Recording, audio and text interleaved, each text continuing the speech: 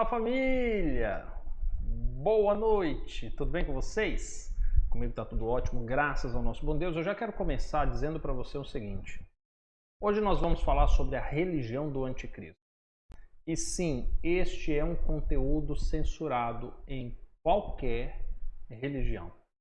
Você não espere ver a temática desse vídeo e tudo aquilo que nós vamos apresentar aqui dentro de qualquer sinagoga, igreja, templo, mesquita, seja lá onde for. Você não vai ver isso. E você vai descobrir daqui a pouco por que você não vai ver isso. Eu já quero começar desejando a todos que estão aqui assistindo essa estreia ao vivo uma ótima noite. Eu desejo realmente que o Espírito do Senhor lhe dê discernimento sobre tudo aquilo que vai ser falado aqui, que você possa compreender e que essas verdades possam achar espaço no seu coração, tá bom? Dito tudo isso, família, vamos lá. Essa semana nós estamos estudando sobre o anticristo. Notícias recentes já apontou para nós que, de fato, o anticristo ele está numa das suas últimas fases, no momento que antecede o seu aparecimento de forma miraculosa, fazendo sinais, prodígios e até fogo descendo do céu. E como a palavra do Senhor nos assegura que nós não devemos ser enganados, porque essa será a principal arma dele, o engano, eis que essa semana estamos estudando aqui no canal, todas as noites, sobre o anticristo. Se você não assistiu o primeiro vídeo da série de ontem, eu vou deixar o card aqui para você. Você assista novamente, né? Novamente não, assista, né? Caso você não tenha visto. Se você já viu e não está se recordando muito bem daquilo que foi falado, assista então novamente, tá? Família, vamos então ao assunto polêmico e extremamente sensível do dia de hoje. Eu quero convidar você, inicialmente, para que nós façamos a leitura de 1 João, no capítulo 2, a partir do verso 18, que carinhosamente começa assim: filhinhos, já é a última hora. E como ouviste que vem o anticristo, também agora muitos se têm feito anticristos, por onde conhecemos que já é a última hora. Saíram de nós, mas não eram de nós, porque se fossem de nós, ficariam conosco. Mas isto é para que se manifestasse que não são todos de nós. Vamos só até aqui por enquanto, tá? Talvez a gente leia mais adiante o restante, mas isso daqui é o suficiente para o momento. Nós estudamos ontem, no vídeo de ontem, todas as aparições, ou pelo menos as principais aparições do anticristo, desde que mundo é mundo, desde que Deus criou todas essas coisas, nós já começamos a ver o anticristo operando, desde o Éden, passando pela história de Balaque, passando por Jezabel, passando por Israel, passando por Babilônia, pelo Egito, pelos fariseus. Pois bem, agora aqui, João ele chama este momento posterior a Cristo de última hora, a última fase. E de fato o anticristo agora, que até ali já havia se manifestado de tantas formas diferentes, agora ele se manifestaria de uma maneira mais acentuosa. E nesta última forma de se manifestar, a Bíblia dedica-se muito tempo para identificá-la. Nós vamos identificá-la em Apocalipse capítulo 12, quando fala de fato que começa uma perseguição contra Cristo e contra a mulher que foge para o deserto. Nós vamos ver as duas fases mais distintas do anticristo no Apocalipse capítulo 13. Nós vamos ver essas duas fases também em Apocalipse 17. Daniel capítulo 7, quando começa a discorrer sobre o chifre pequeno que se levanta sobre o quarto animal, nós temos as características evidentes. Em Daniel, no capítulo 11, também traz essa narrativa.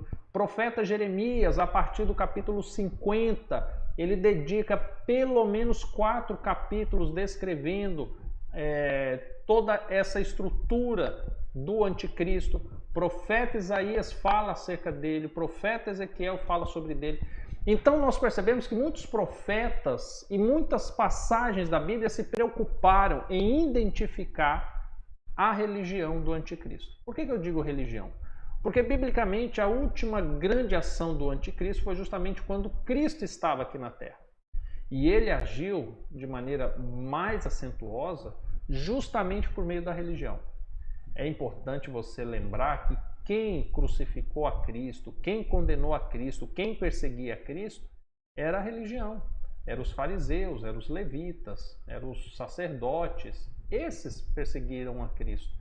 Esses negavam que Cristo era o Filho de Deus, que é a principal característica do anticristo. Mas o que acontece a partir dali? A partir do momento em que Cristo morre, o que acontece? Como que o anticristo se estabelece no mundo a partir daquele momento?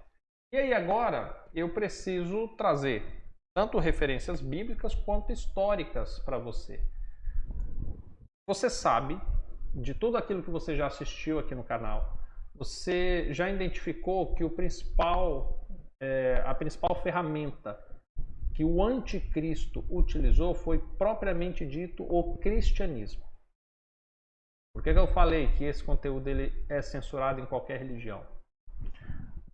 Porque de repente agora, olhando para a história e olhando para tudo aquilo que a Bíblia diz, é possível você chegar à conclusão de que o carro-chefe, a mãe de todas as abominações da face da terra, de onde realmente vem o anticristo, é justamente a religião, é justamente o cristianismo. E eu vou explicar para você como que isso se deu. Você tem, a partir do momento em que Cristo morre, um discurso que é agora propagado para os seus seguidores de que o templo acabou. O templo foi destruído. Acabou o templo. Não existe mais templo. Você entende agora, pelas escritas de Paulo, principalmente, de que os sacrifícios de cordeiros, de bodes, de cabritos, de tudo, todo tipo de sacrifício acabou. Você entende agora que o ministério dos levitas acabaram. De repente você começa a perceber que em Israel muita gente ficou desempregada. Muita gente. Só que o que acontece diante disso? Enquanto agora um grupo se levanta pregando esta independência, essa autonomia espiritual, concedida única e exclusivamente por meio de Cristo, essa galera que foi rejeitada, eles não ficaram de braços cruzados. Você já enxerga no momento em que Cristo é crucificado, que ele é condenado, que a religião de Israel era um instrumento de massa de manobra. Os romanos tinham laços estreitos com o povo de Israel, no que diz respeito aos levitas, até para manter o povo sobre os teus cuidados e evitar qualquer tipo de rebeldia, de rebelião contra os romanos. Então, quando você pega os levitas, os sacerdotes, o sumo sacerdote, os fariseus, os saduceus, os escribas, todos eles andavam muito próximo de Roma, muito próximo. Você tem, por exemplo, a vida e o testemunho da conversão de Paulo, né, que outrora era Saulo, e ele andava de braços dados com Roma. Ele recebia cartas para perseguir esses novos conversos. E aos olhos dos romanos e dos judeus, dessa classe religiosa, esses novos conversos eram um perigo. Era, de fato, algo extremamente perigoso para a harmonia do sistema, para a estrutura da religião e principalmente para o sustento daqueles que sobreviviam às custas do santuário. Quer seja sobre o turismo, quer seja sobre as festas, quer seja sobre os sacrifícios, quer fosse pela influência social que se tinha. Percebe?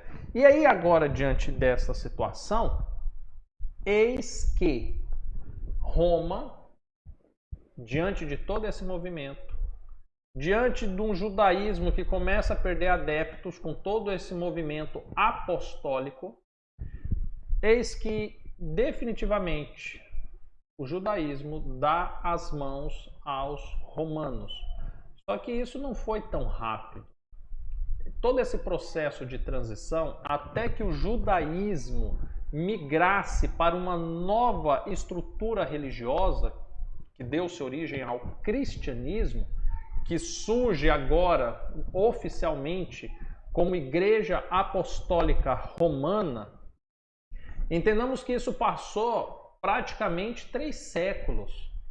3 séculos praticamente para que isso se estruturasse, para que os romanos pudessem então tomar agora preceitos do judaísmo para estruturar uma religião, pegando toda a influência religiosa que já havia no judaísmo, mas agora com o poder e a imposição do Estado. Mais adiante nós vimos que o Estado de Roma cai e o que permanece de Roma é justamente a sua igreja, é justamente esse poder. E aí agora nós temos o cristianismo estruturado em 3 pilares. 3 pilares. Presta atenção. Primeiro pilar do cristianismo, o judaísmo. Agora tem o templo de Israel, agora você tem o sacerdócio, você tem a estrutura hierárquica que foi concedida por Deus, você tem a religião que se centraliza em um templo, em um local, e isso para Roma era extremamente importante, porque quando você pega as cartas apostólicas, por exemplo, de Paulo, de Pedro, de João, você vê é tão delicado, porque falta por vezes a palavra para descrever, mas você pega agora um movimento cristocêntrico que centraliza tudo em Cristo. Deste modo, aonde estavam 2 ou 3 reunidos em nome de Cristo, ali ele estaria. E aí, diante disso, você tem momentos aonde você tem discípulos ou você tem seguidores de Cristo em uma casa, e ali Cristo se fazia presente. Você tem eles num caminho, numa estrada, Cristo ali se fazia presente. Em N situações, em N lugares. Então agora, para que você exercesse o ministério de Cristo, na condição de cristão, você não tinha mais que estar na sinagoga, você não tinha mais que estar no templo, você não tinha mais que ir lá para o santuário de Israel, de Jerusalém, você não precisava mais disso. E agora, como que o Estado controla um povo e as suas crenças religiosas não estão submetidas a ninguém? Como é que você controla isso? Simplesmente você não controla. E agora a proposta do judaísmo de trazer a santificação de um santuário, de um templo, de um lugar onde Deus supostamente habita e que as pessoas têm que estar lá para que o Estado consiga regular isso, era fantástico para Roma. Era justamente o que Roma precisava. Então, o primeiro pilar do cristianismo foi justamente o judaísmo. Trouxe tudo aquilo que era interessante do judaísmo para constituir a religião do cristianismo. Certo. O que mais? Quais são os outros pilares estruturados do cristianismo? Pasmem. Mas o segundo pilar é a mitologia. Mitologia, digo sim, a mitologia.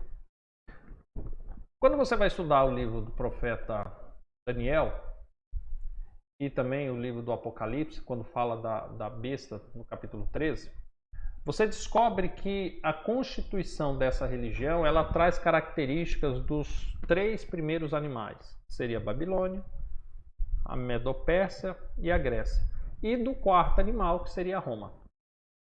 Você traz o paganismo, você traz a idolatria e você traz referências a personagens que merecem a sua atenção, a sua submissão, a sua adoração e que servem para o Estado, para a igreja conduzir, inserir fundamentos que dentro do judaísmo você não conseguiria inserir, sob os preceitos bíblicos você não conseguiria inserir, mas que esses personagens lhe possibilitaria isso.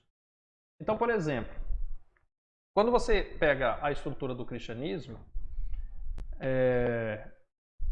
você aprende por meio de Cristo que ninguém vai ao Pai senão por Cristo. Então o caminho é muito curto para você chegar a Deus. Você estando aonde você estiver, você ora ao Senhor, o Espírito Santo faz essa conversão da sua oração e por meio de Cristo, na fé que você tem em Cristo, você chegou ao Pai. Ponto final. O caminho é extremamente curto. Mas, pelo fato do caminho ser curto, não tem como você colocar desvios. E aí, o conceito da mitologia, das religiões pagãs romanas, e com as influências gregas e até mesmo babilônicas, agora é possível esse caminho. Porque agora você tem conceitos que lhe permitem isso. Se você for pegar, por exemplo, dentro do catolicismo como sendo um dos braços do cristianismo, o que é que você tem? Você tem santos para N fatores diferentes, para N áreas da sua vida diferente. Então você tem um santo específico para casamento. Então agora, se você quer casar, não necessariamente você vai pedir a Cristo. Não necessariamente você vai buscar dentro dos preceitos de Cristo. Peça a Santo Antônio. Peça a Santo Antônio. Que Santo Antônio vai endireitar os teus caminhos amorosos. De repente, isso já dentro do mitologia, eu vou chamar de mitologia, porque não é fundamentado na Bíblia, de que uma pessoa tem uma vida de santidade e depois Deus reveste ela de poderes sobrenaturais após a morte dela. Então isso é uma mitologia. Então agora você tem santos romanos eleitos pelo catolicismo. Mas olha que curioso, você olha, por exemplo, as mitologias africanas, e aí agora você tem um braço muito grande do espiritismo, por exemplo, você também tem os deuses, os santos de cada área. Por exemplo, se você for agora olhar para a mitologia africana, quem seria os deuses da água? Por exemplo, dos mares. Você já viu Réveillon, algumas pessoas levando oferendas a Iemanjá, por exemplo. Aí a mitologia romana instituiu quem? Nossa Senhora dos Navegantes.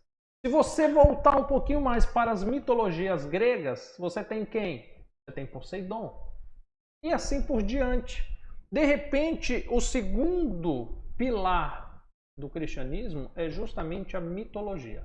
É você achar personagens fora do contexto bíblico e pegar coisas e referências desses personagens para transformar em novas verdades.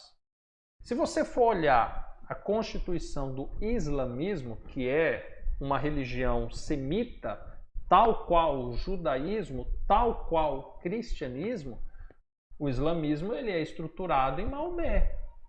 E quem foi Maomé? Supostamente um profeta, uma pessoa que buscava revelações espirituais, e agora você tem uma religião estruturada em um ser mitológico.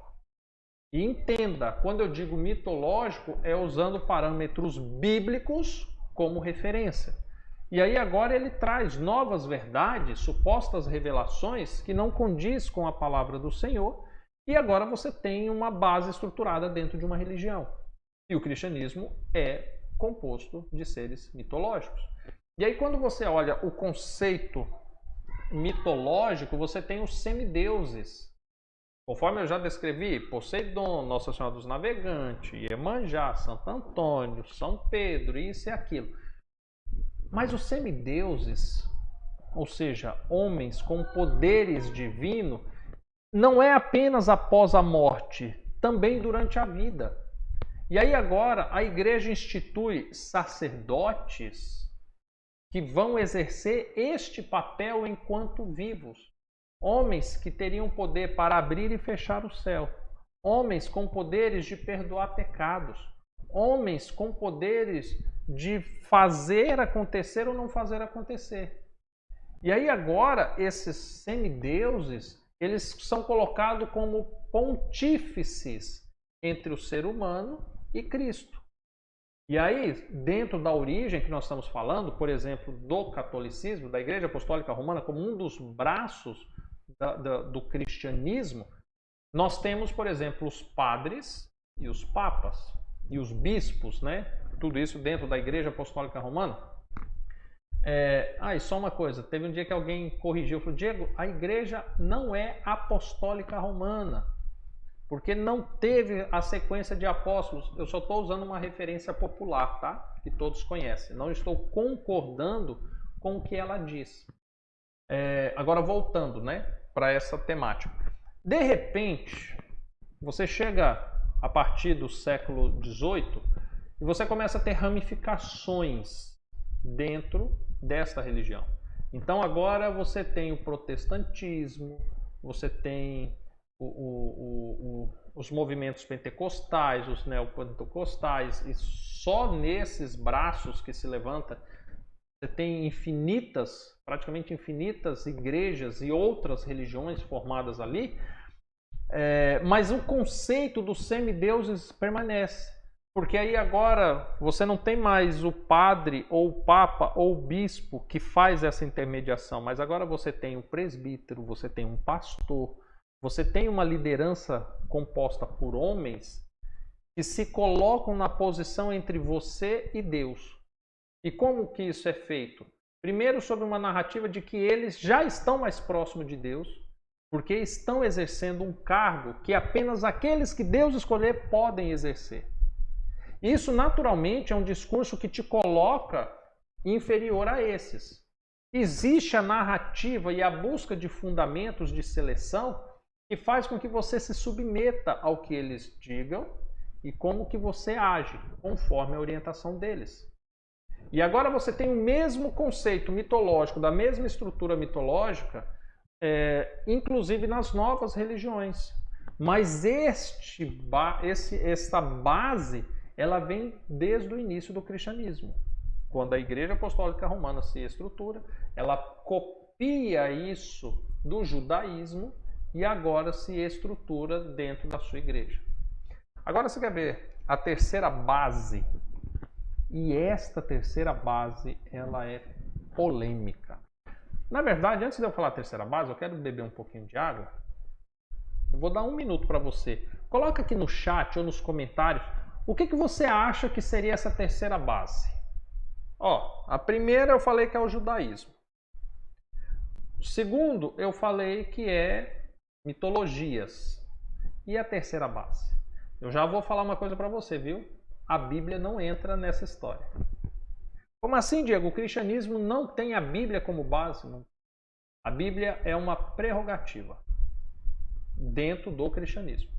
Porque a Bíblia, ela lhe é interessante até onde convém aquele que detém o maior poder, quer seja a religião, quer seja o Estado.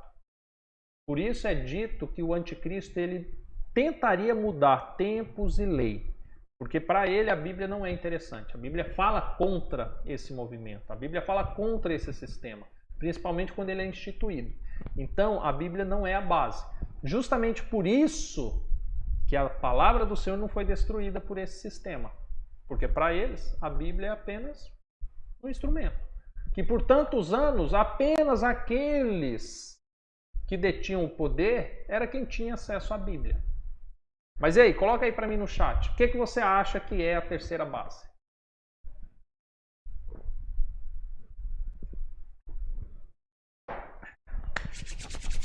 Escreveram? Quem escreveu que a terceira base do cristianismo seria a filosofia, acertou. Filosofia. Diego, mas por que a filosofia?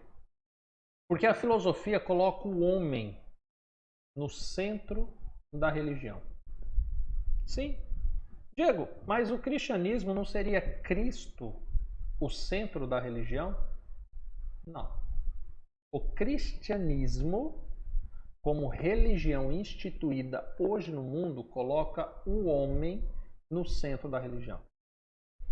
Vende-se a mensagem de que a salvação de Cristo foi única e exclusivamente por você, porque você é mais importante. Quando na verdade nós vamos descobrir, trata-se de um embate espiritual que começou antes mesmo da fundação desse mundo.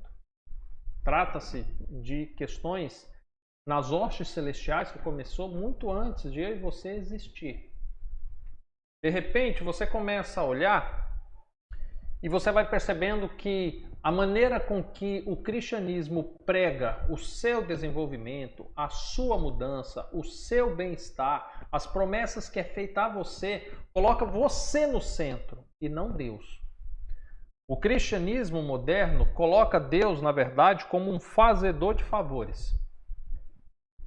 Um ser que lhe ama tanto, mas tanto que se anula para fazer as suas vontades, para você ser feliz.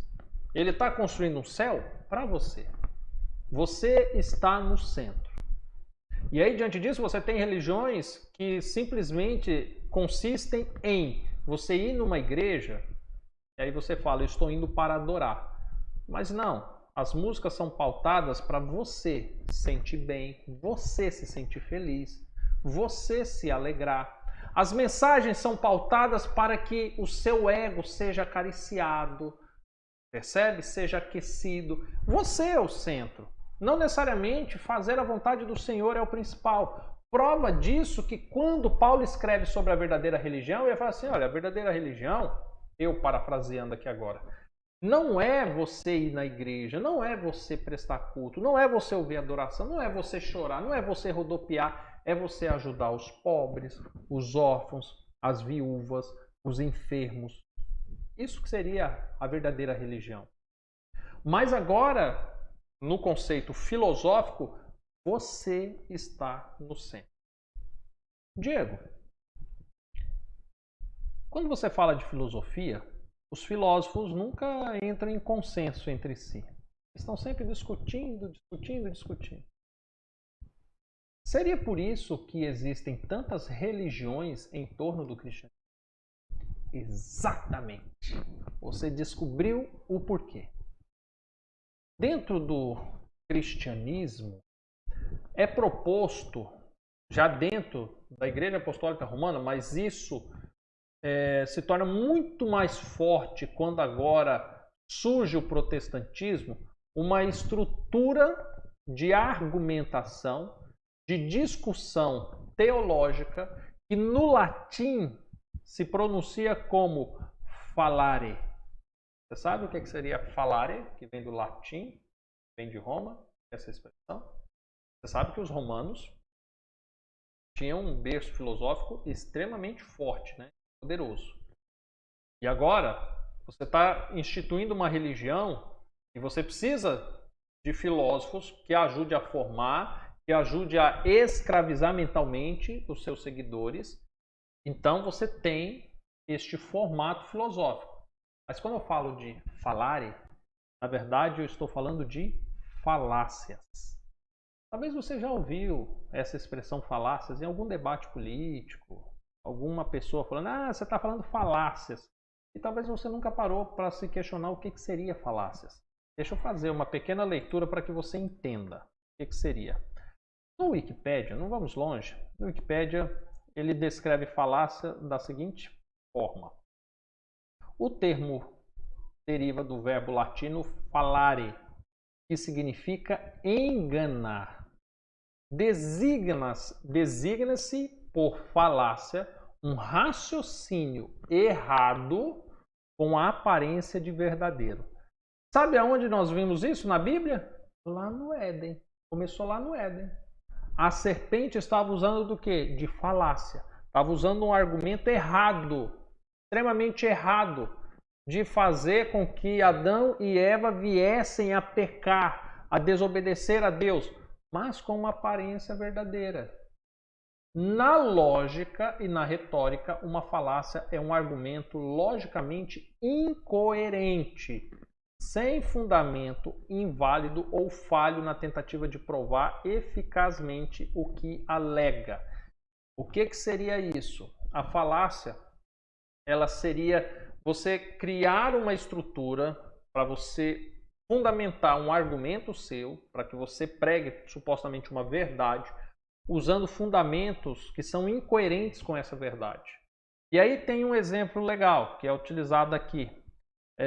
Seria a expressão, o fogo é quente. E eu sei disso por dois motivos. Primeiro, porque ele é vermelho. E segundo, porque eu medi a temperatura com um termômetro. Espera aí. Note que você está usando uma referência. Eu quero ensinar uma verdade. Eu estou falando que o fogo é quente. Como que eu provo que o fogo é quente? Primeiro, a argumentação, que é considerada uma falácia. Bem, ele é quente porque ele é vermelho. Certo. Logo, tudo que é vermelho é quente. O calor se classifica apenas com essa cor. O segundo argumento é: eu medi a sua temperatura com um termômetro. Logo, o termômetro sim é capaz de comprovar a temperatura.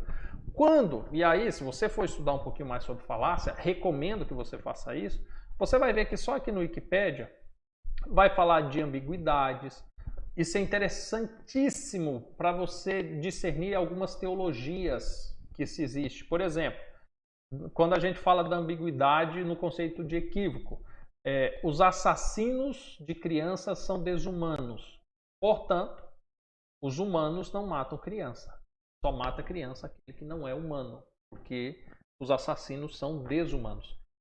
Quando você pega conceitos bíblicos, utiliza-se do conceito filosófico do falare para enganar. Vocês querem ver aonde a gente vê isso muito forte? Por exemplo, quando a gente fala de casamento. Quando Jesus ele fala assim, olha, não leste o que foi dito aos antigos, Deus criou homem e mulher, por isso o homem deixa seu pai e tua mãe, se une a tua mulher, os dois se tornam uma só carne, portanto, aquilo que Deus uniu, não separe o homem. Aonde que vem a falácia? Aquilo que Deus uniu, não separe o homem. Logo, se Deus não uniu, então eu posso me separar. Logo, se Deus habita em uma igreja e eu não me casei na igreja, logo eu posso me separar porque Deus não me uniu. Um conceito de construção de argumentos de falácia. Você quer chegar a uma conclusão, você usa uma referência que é incoerente com o que você quer dizer e você agora fundamenta uma tese, ou uma doutrina, ou uma crença. E aí você acha a estrutura argumentativa para a construção de crenças que surgem e se tornam poderosas no cristianismo, como segundo casamento, o poder da igreja para perdoar pecados, para casar seres humanos, para conduzir as pessoas ao céu ou ao inferno, o próprio inferno e assim por diante. E agora você tem uma religião que ensina que a forma de você chegar em conclusões é sobre uma estrutura argumentativa do falare, de enganar. Mas, Diego, não existem pessoas bem intencionadas? Existem, e eu creio nisso. E eu acredito que grandes verdades são de fato pregadas por todas e qualquer religião. O problema é que ela, por si só, na sua estrutura, ela trabalha para coibir isso, para desenvolver isso. É como aquela parábola de Cristo quando ele fala da semente lançada em vários lugares e da semente que cai entre os espinhos. Ela começa a crescer, mas os espinhos sufocam ela e a destrói.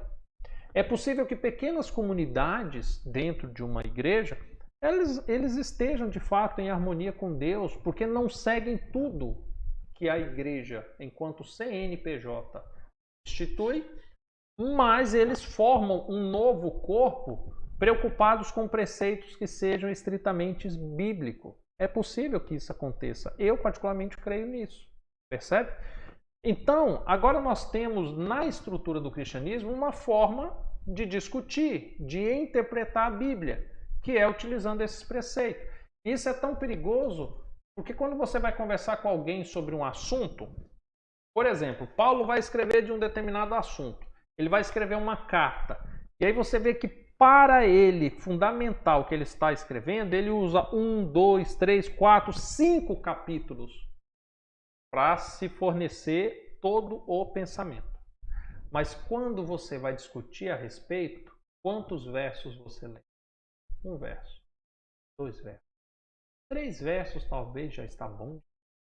Normalmente versos que são introduzidos na sua oratória simplesmente para completar uma frase, dando a entender que tudo aquilo que você disse antes está em harmonia com o que você vai ler na Bíblia. Isso é uma técnica de falarem.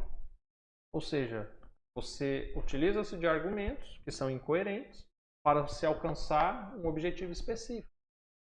Diante desta possibilidade, agora é possível qualquer pessoa, qualquer religião cristã, fundamentar ou abrir uma nova igreja, porque basta ter a boa vontade para você pegar uma doutrina, desconstruir ela e construir uma nova. Sob essa prerrogativa, você vive sob uma nova doutrina, porque você vai frequentar aquela igreja. Abra uma igreja para você. Pronto. E agora, o anticristo, ele simplesmente cria a sua religião, estruturado sobre 3 pilares, com as suas ramificações específicas, mantendo o povo sobre os teus cuidados, mantendo o povo sob os teus domínios, com muitas doutrinas para manter o medo sobre as pessoas. Sim, um medo. Quando a gente fala de inferno, não é uma doutrina do medo?